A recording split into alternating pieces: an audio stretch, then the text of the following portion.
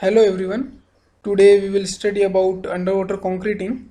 So there are several methods to carry out underwater concreting such as Trummy method, pumping methods, pre-placed aggregate concrete etc.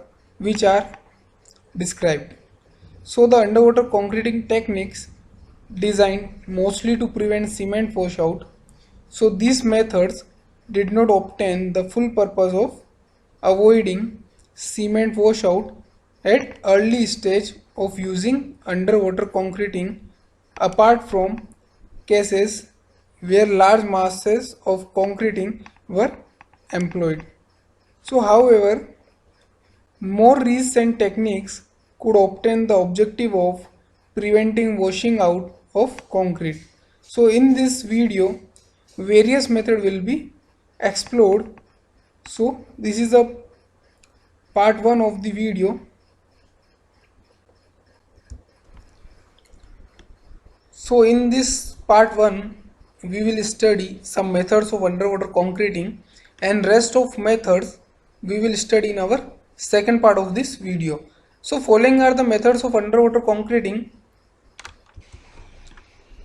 So first one is Tremie method, then pumping technique, then hydro valve method, pneumatic valve method, skip method, tilting pallet, barge method, pre-placed aggregate concrete, toggle bags method, and bagged concrete method. This is an important method of underwater concreting, that is Tremie method. So underwater concreting using Tremie method is conventional for pouring large amount of high flowable concrete. The concrete is moved to the hooper by either pumping, belt conveyor or skip. So Tremie pipe, which upper end connected to hooper and lower end continuously submerged in fresh concrete, is used to place concrete at the exact location from a hooper at the surface. So the reason to immerse the Tremie pipe lower end is to prevent intermixing of both concrete and water. So Tremie pipe typically arranged in figure we can see. Now what is purpose or process of underwater concreting using Tremie method? So there are number of factors that should be considered during Tremie pipe technique of underwater concreting. So what is Tremie equipment? So the Tremie pipe might be configured in three different ways, such as constant length that is raised during concreting, pipe with different section which dismantled during concreting, and telescopic pipe. An aluminum alloy pipe can adversely affect the concrete due to chemical reaction between them, therefore it should be avoided. So the pipe should have an adequate diameter to prevent blockage because of aggregate size. We can also find a Tremie seal. So it is used to avoid intermixing water and concrete in the pipe. So a wooden plug of plate is used to seal the end of the pipe. This prevents entering water into the pipe and keeps it dry. So now placing of the concrete.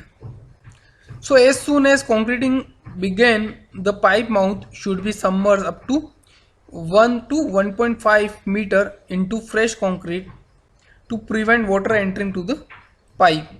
The concrete flow rate is controlled by lowering and raising the pipe, and either decrease or increase in concrete discharge indicate the loss of the seal.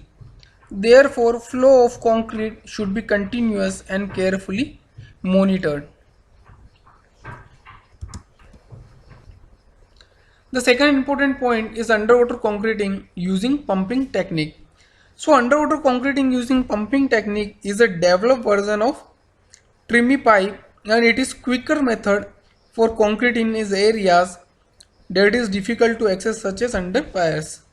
So pumping provides several advantages that Trimmy pipe is lacking. For example, pouring concrete from mixer to foam works directly, solve blockages in the pipe because concreting is through pumping instead of using gravitational force, and risk of segregation is decreased. The third method is hydrovolve method of underwater concreting. This method of underwater concreting is developed and employed by the Dutch in 1969. A flexible hose which hydrostatically compressed in employed to pour concrete. So as soon as concrete placed in the upper of the pipe, both friction inside the pipe and hydrostatic pressure is overcome by concrete weight.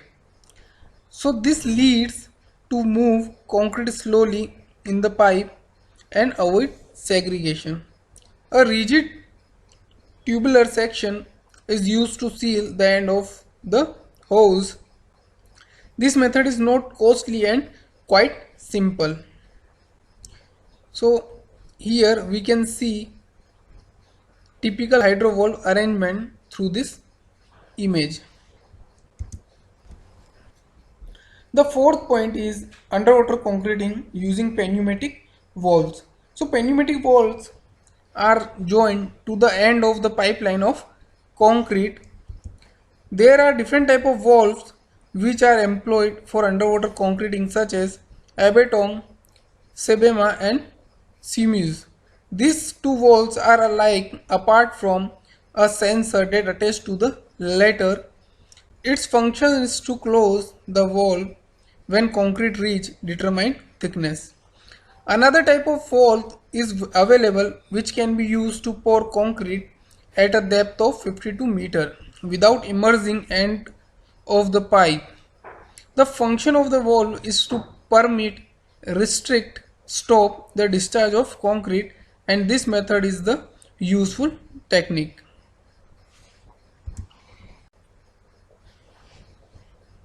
So in the next video we will discuss the rest method of underwater concreting. So thanks for watching this video.